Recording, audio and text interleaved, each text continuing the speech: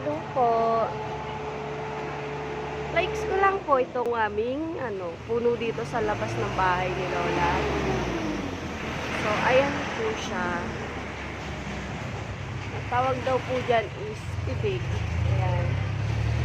Ayan guys, ang dami niyang bunga guys. So, eto pa. Ayan. Ang daming bunga niyan guys.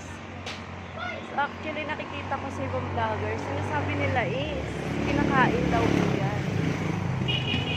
Kinakain daw po. So,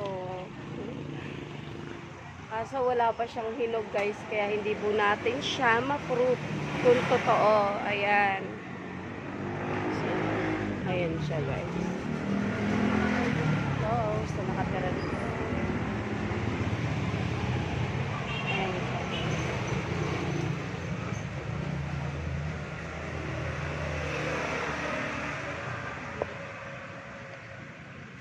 Sa mga naka-experience na po dyan kumain ito, paki-comment naman po below.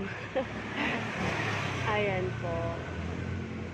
Tsaka, please like and share na rin po ng aking content para naman po makatulong po sa akin para makatulong po ng kahit na maliit na pera para po sa aking pamilya.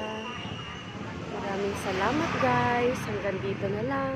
Thank you very much in advance. Thank you for watching.